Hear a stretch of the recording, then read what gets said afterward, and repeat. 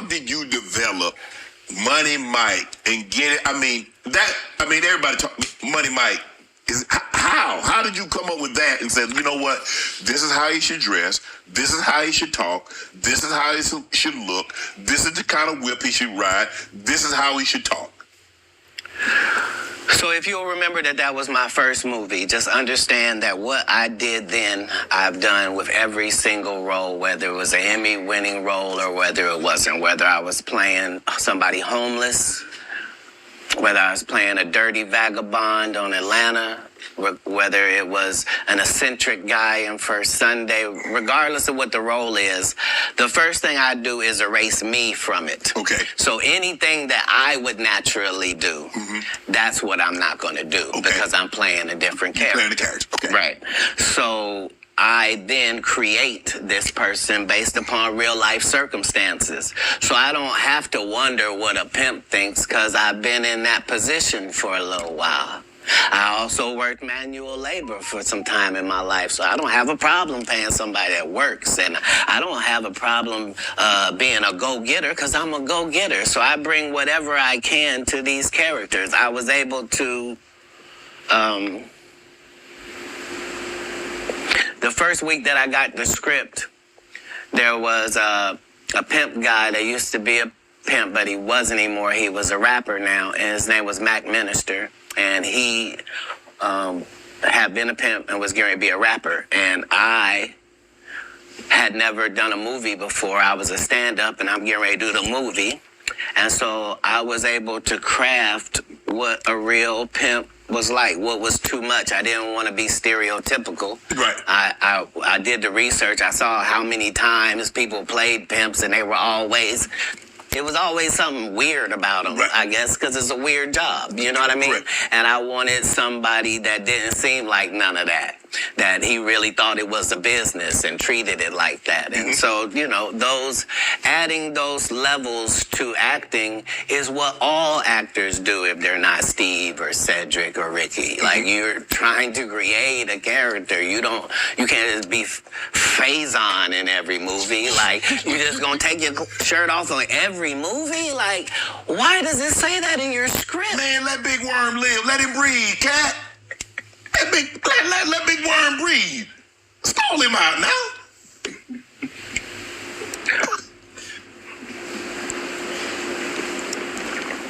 You having an unnatural allegiance to losers is not like you. No, I ain't got no allegiance to the man. But you got to admit the role that he played, Big Perm in Friday now. You got to give him credit for the role now. Come on now. Let me ask you a question. Yes. If what you're saying is correct, why wasn't he in Next Friday or Friday After Next? His role, it wasn't good. Sorry. There was a lot of people that appeared in the first one that weren't in the second one, Cat. I'm just telling you why. I'm sorry. I'm sorry that there's a news flash that there are reasons for things in a business. Yes. Oh, okay. Well, why did you bench D-Lo? He had 2 points. What are you talking about? Shut up. But I like him. Nobody cares about that. That's not what we're talking about. These are business conversations that deal with businessmen. Right. Right. When you're good at something, you should progress. The guys that are not as good, they should fall down by the wayside. That's natural. So you believe if your talent doesn't support it, you should fall by the wayside, and the guys that have the talent and they get elevated, they should move. No, that's what water says. That's what the universe say. The universe say the levels. Not I say. Who am I? I'm nobody. But I'm working every day as if I think that's what should happen. Is how it should be. And I'm choosing comedians that also write and work hard and don't steal other people's material. And I'm making sure that they all make $300,000 a season. And I'm making sure that they're not ever signed to me or my conglomerate. And that's why they're successful. No, you can work with me and still be an independent businessman, boss owner like you came in. Right. I don't need you to be subservient to me. That's those other guys that make you pay dues. You said earlier that you rewrote a lot of what Money Mike was to say and how he behaved. So they allowed you the freedom, the liberty to ad lib.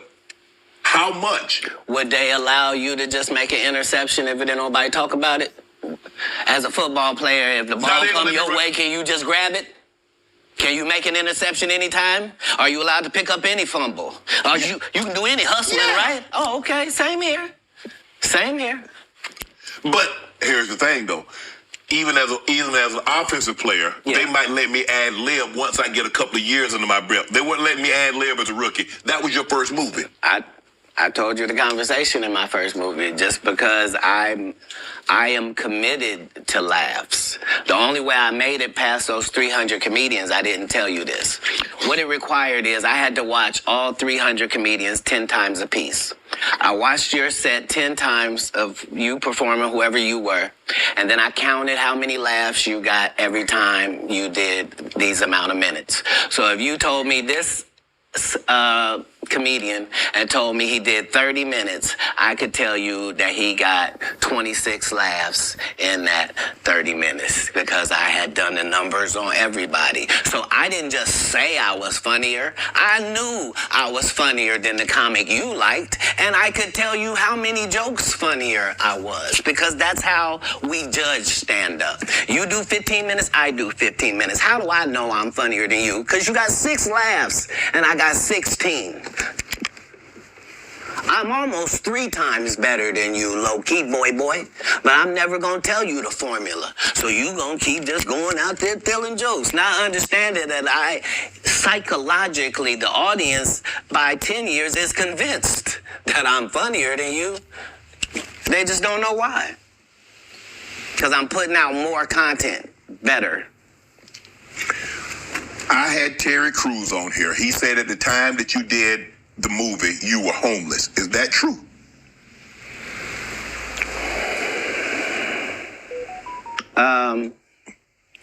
This was my situation. 5 months prior to me getting this first audition for Friday After Next, I got this baby son. I'm holding him up above me. He grabs my little chain. He's playing with it, and he accidentally drops it. It breaks out my front 2 teeth. I'm in a situation now where when I go to the dentist, they telling me this gonna cost thousands and thousands of dollars to fix this right. They're not telling me what it's gonna look like. I go get an estimate with no money involved, find out what I need to do. They find out you got a tumor in your upper jaw, so we're gonna have to do a whole surgery for you. It's gonna be 100 bands. I don't have it. And 100 bands.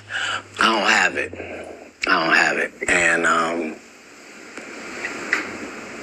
I'm only gonna have this check from this movie. So while I'm doing this movie, we live in this trailer.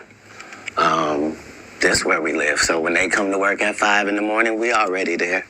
When they leave at night, we still there. We just double back because we understood that this is our one opportunity.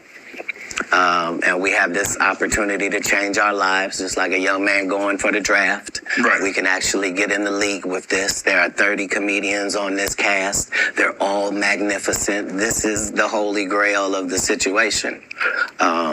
So yeah, I was able to make sure that, because it wasn't just my first movie, it was KD Albert's first movie. It was Terry Crews' first movie. Absolutely. I was the leader of this group, which meant that we didn't do their rehearsals. They did rehearsal. We did our own rehearsals daily to make sure that we were at the level of professional actors, which is what made it so egregious. That guy saying, you were supposed to what? Cat, he did have a good part in the movie, man. The Santa Claus was funny, man. The dude said the entire time we were filming, I can't play this role. They got a bandana over my nose and my mouth. My family not even gonna know who this is. So yeah, tell your story.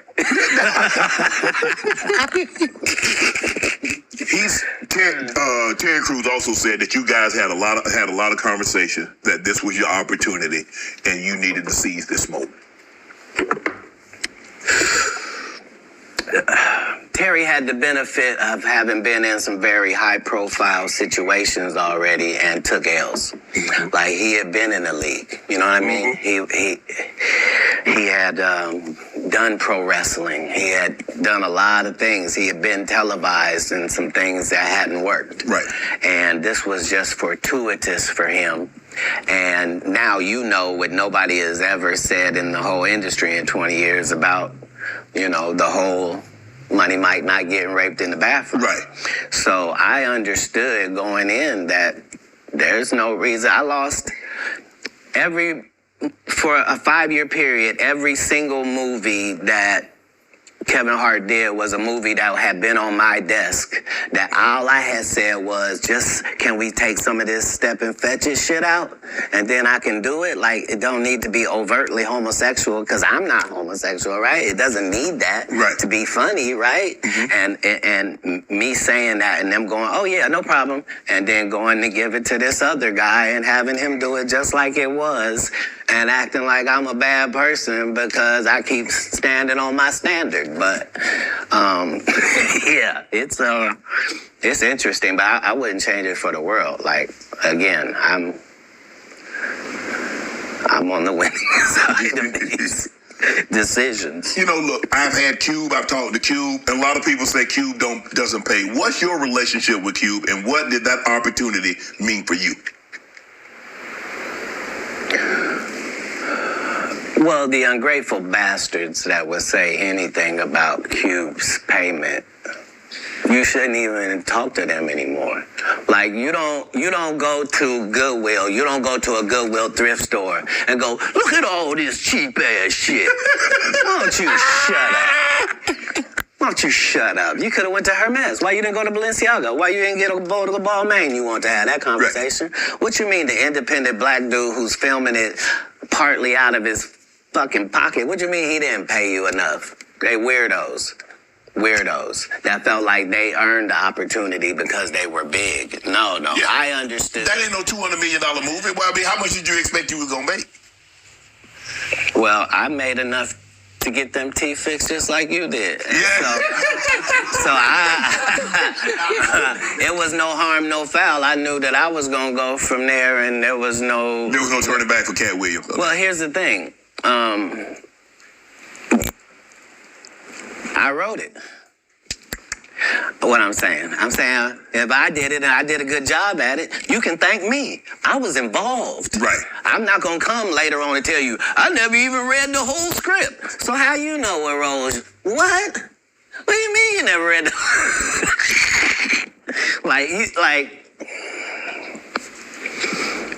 these guys' whole job is to present something, unfortunately. And I'm just not a presenter.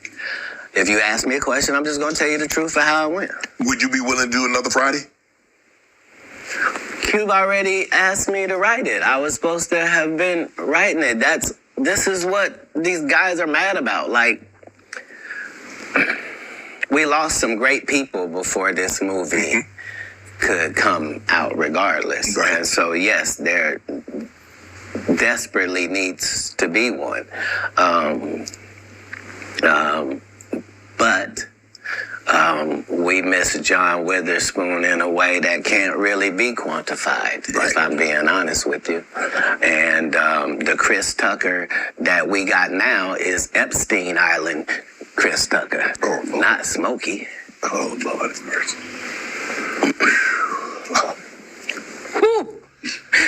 If I didn't know no better, I'd tell you he's the greatest. I don't care what you say.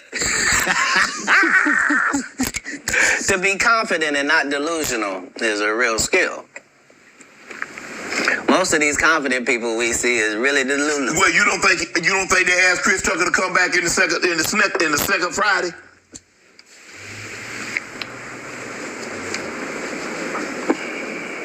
Smokey was all in Smokey. There ain't no Friday without Smokey. We all agree to that, and there's no next Friday without Friday, and there's no Friday after next without Friday. We talking about the road because you said that they don't. Here's the thing. Chris was allowed to make the decision. At the time that this is happening, Cat Williams is known for smoking weed. Willie Nelson is known for smoking weed. Right. Snoop's known for smoking weed, but none of us is really known except Willie. And I'm saying, Chris Tucker didn't want to be the poster child for smoking weed. He don't smoke weed like that. Right. He in the church. He Michael Jackson's best friend. Christmas. Michael Jackson called him Christmas. You ever met a man that gave you a little nickname like that? No. Me neither.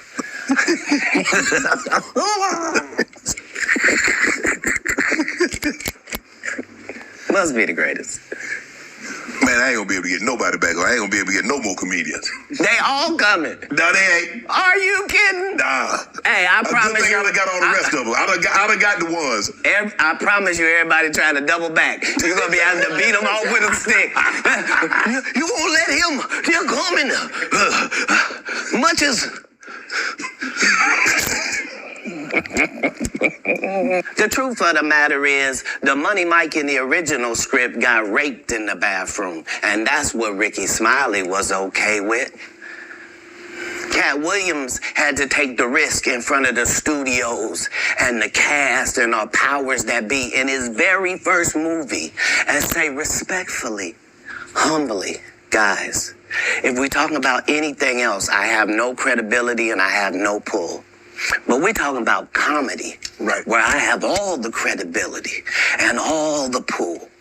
The problem with Friday After Next is we're trying to make a classic comedy.